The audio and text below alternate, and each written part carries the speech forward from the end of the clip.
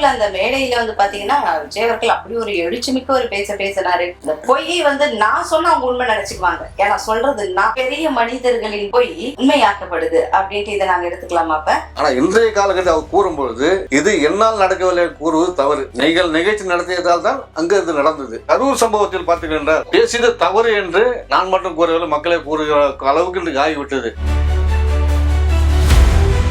லஞ்சம் தலைவிரி தாடுதே, இனி இது தொடரும் நினைக்கிறீங்களா? மின்சாரத்துறையிலும் தவறு நடந்து கொண்டிருக்கிறது, டாஸ்மாகில் நடந்து கொண்டிருக்கிறது, பொதுப்பணித்துறை அதிலும் நடந்து கொண்டுதான் இருக்கிறது, நீதித்துறையில் நடந்து கொண்டிருக்கிறது, போக்குவரத்து துறையில் அதிகமாக இருக்கிறது, வட்டாட்சியர் அலுவலகம் அங்கு போனாலும், ரேஷன் கடைக்கு போனாலும் அங்க ஊழல் நடக்கிறது. காரணம் யார் என்றால் அதிகாரிகள் தான் காரணம். அந்த ஊழியர்கள் அல்ல என்று நான் ஆணித்தரமாக கூற முடியாது. இன்னைக்கு இதே தலைமைச் செயலகத்தில் ஒரு அமைச்சருக்கு 2 PAக்கள், இவர்களின் கஸ்டடிகள் பல கோப்புகள் நிலுவையில் உள்ளது. கொஞ்சம் நஞ்சம் இல்ல, பல பேருடைய வாழ்வாதாரமும் உள்ளது. ஒரு பெயர் கௌதம், துறை சார்ந்த ஒருத்தர், பெரிய சாமி, ரொம்ப பெரிய சாமி, கூட்டு களவாணிகள் தான். நான் கூறியது எல்லாம் கடந்த 11/7/2026 தினமலர் பத்திரிகையில் 4ஆம் பக்கத்தில் மோட்டார் ஆய்வாளர் பற்றாக்குறை உள்ளது, வட்டார போக்குவரத்து அலுவலர் பற்றாக்குறை உள்ளது, இணை போக்குவரத்து ஆணையர், துணை போக்குவரத்து ஆணையர் என்று பற்றாக்குறை உள்ளது.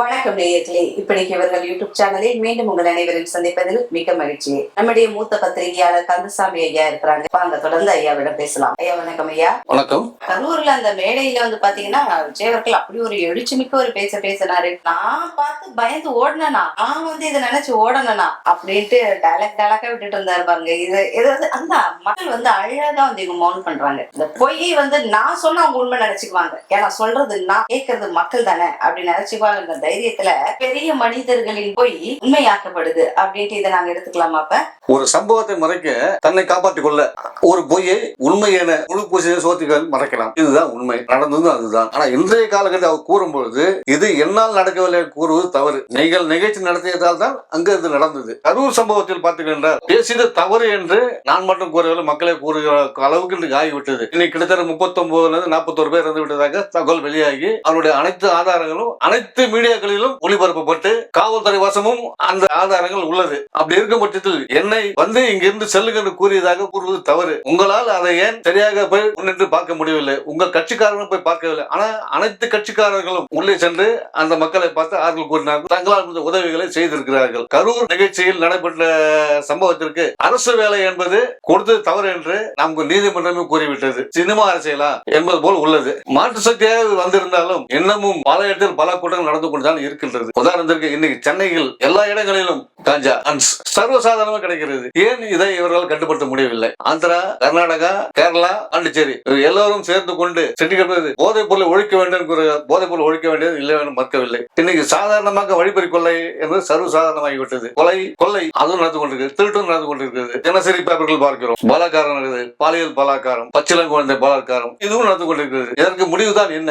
மக்கள் ஓட்டு எதற்கு போட்டார்கள்? நம்ம திமுக போட வேண்டாம், அதிமுக போட வேண்டாம், மாற்று சக்தி என்று ஒன்று வந்தால் நன்றாக இருக்கும் என்று நம்பி உங்களிடம் ஆட்சி ஒப்படைத்திருக்கிறார்கள். இதை நீங்கள் சரிவர ஏன் செய்யவில்லையே, செய்ய முடியவில்லையா, இல்லை யாருடைய அழுத்தத்தினால் நடந்து கொண்டிருக்கிறார் என்பது கேள்விக்குறியாக உள்ளது. லஞ்சம் தலைவிரி தாடுதே, இனி இது தொடரும் நினைக்கிறீங்களா? மின்சாரத்துறையிலும் தவறு நடந்து கொண்டிருக்கிறது, டாஸ்மாகில் நடந்து கொண்டிருக்கிறது. இதை விட பெரிய கூத்து என்று பாத்தீங்கன்னாக்கா பொதுத்துறையிலும் பொதுப்பணித்துறை அதிலும் நடந்து கொண்டுதான் இருக்கிறது. மொத்தத்தில் நீதித்துறையில் நடந்து கொண்டிருக்கிறது. அதாவது அரசு வழக்கறிஞர் நியமனத்திலும் பல குதிரை பேரங்கள் நடந்துள்ளது.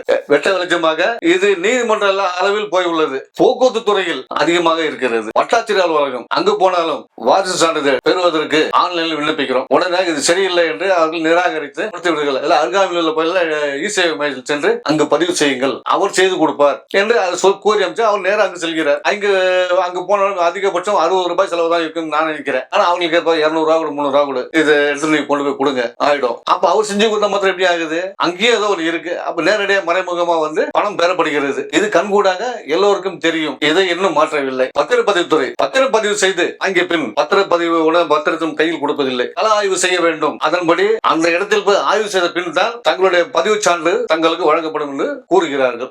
பேச்சுவார்த்தை பிறகு அது சுமூகம் முடிந்த பிறகு ஐயா ஆட்டோவில் வந்திருக்காரு, அதையும் சேர்த்து கொடுத்துருங்க சொன்ன பிறகு கொடுத்து முடிச்ச பிறகு ஒரு வாரம் கழித்து வாருங்கள், உங்கள் பத்திரம் உங்கள் கையில் கொடுக்கப்படும். சென்னை மாநகராட்சியில் ஏற்கனவே பல ஆயிரம் கோடி ஊழல் நடந்து உள்ளது. இப்பொழுது நடந்து கொண்டுதான் இருக்கிறது. அதையும் சீர் செய்யவில்லை. ஒப்பூர்வ பணியாளர்கள் தனக்கு ஊதிய உயர்வு வேண்டும், நிரந்தர பணி வேண்டும் என்று ஆர்ப்பாட்டம் செய்தார்கள், எல்லாம் செய்தார்கள். அப்படி இருக்கையில் அவர்கள் பக்கம் ஏன் தங்களது பார்வை இன்னும் போகவில்லை? இன்னமும் அவர்கள் கஷ்டப்பட்டு தான் இருக்கிறார்கள். உரிய போதுமான பாதுகாப்பு உபகரணங்கள் இல்லாமல் தான் பணி செய்து கொண்டிருக்கிறார்கள். அவர்களுக்கு வழங்கப்படும் பேட்டரி வாகனம், அந்த பேட்டரி வாகனத்திலும் எந்திர கோளாறு ஏற்படும். அதுல ஒரு பெல்ட் ஒன்று போய்விட்டால் பெல்ட்டோட விலை அதிகபட்ச விலை 200 ரூபாய் வைத்துக் கொள்ளும், 1000 ரூபாய் பில் போடுகிறார்கள். இது ஊழல் இல்லையா? அதிகாரிகள் கொள்ளை தான்.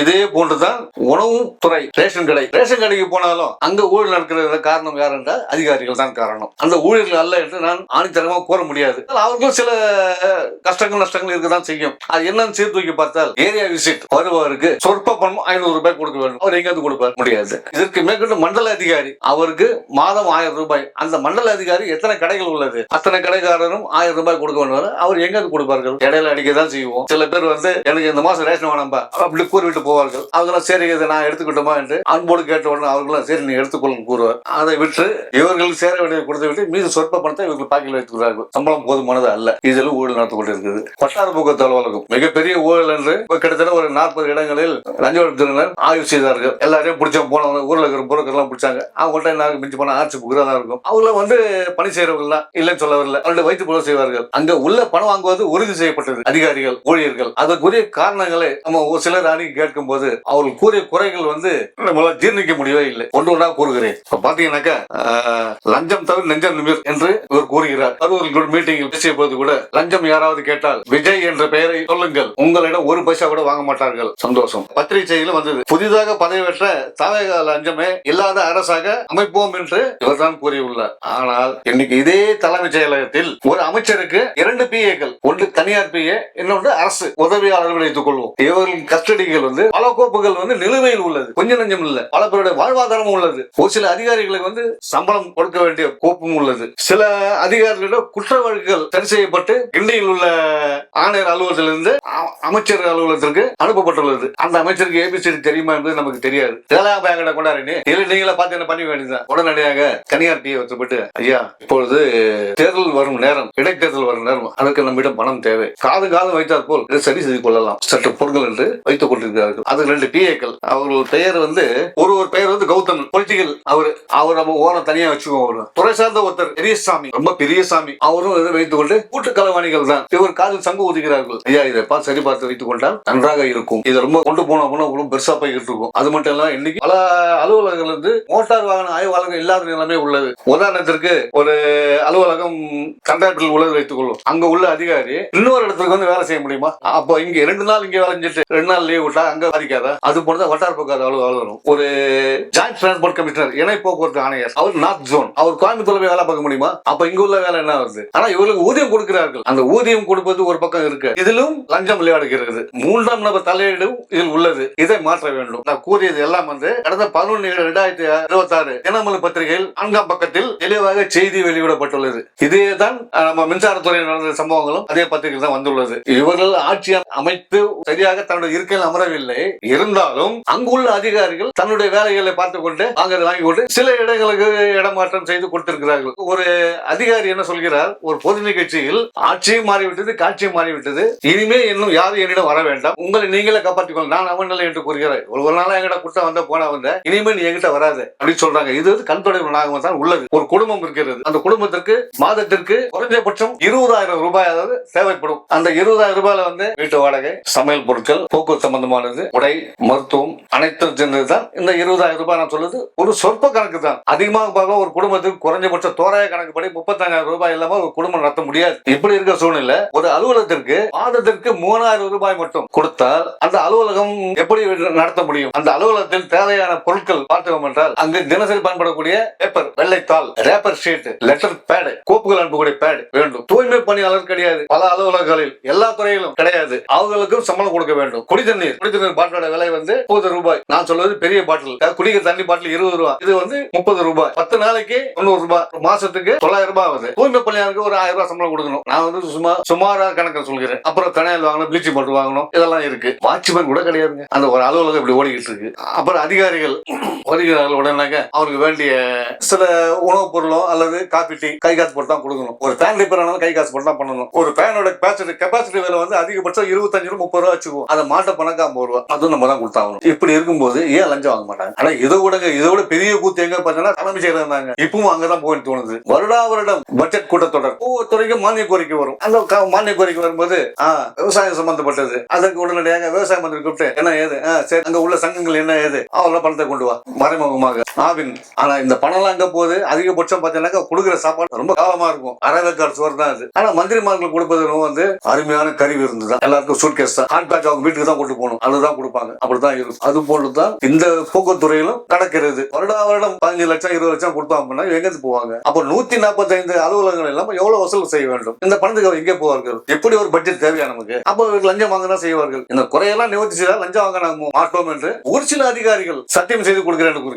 வெளிப்படைத்தன்மை அதிகாரிகள் செய்ய வேண்டும். இல்லை என்றால் லஞ்சத்தை ஒழிக்க முடியாது, ஒழிக்கவே முடியாது. இல்லாவிட்டாலும் ஒரு 40% கண்டிப்பாக ஒழிக்க முடியும். அது மட்டும் இல்லாமல் இன்னைக்கு தேதிக்கு பாத்தீங்கன்னாக்கா ஊழியர்கள் பற்றாக்குறை, அதிகாரிகள் பற்றாக்குறை அதிகமாகவே உள்ளது. பல பேர் காசம் கொடுத்து செருப்பு தேஞ்சி அவங்களும் தேஞ்சி ஆஞ்சி ஓஞ்சி போய் ஒரு மூலையில உட்காந்துருக்காங்க வேலை கிடைக்காம. இந்த துறையில மோட்டார் ஆய்வாளர் பற்றாக்குறை உள்ளது, வட்டார போக்குவரத்து அலுவலர் பற்றாக்குறை உள்ளது, இணை போக்குவரத்து ஆணையர் துணை போக்குவரத்து ஆணையர் என்று பற்றாக்குறை உள்ளது. இதை சரி செய்ய வேண்டும் என்பது மக்களோட எதிர்பார்ப்பாக உள்ளது. இதை சரி செய்வாரா ஜோசப் செய்வார்கள் என்பது மக்கள் சார்பாக நான் கேட்கிறேன். பல கேள்விகளை முன் வச்சிருக்கீங்க.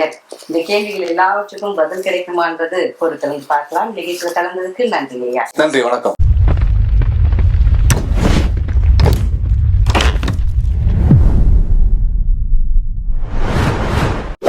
ஷேர் பண்ணுங்க, சப்ஸ்கிரைப் பண்ணுங்க, மறக்காம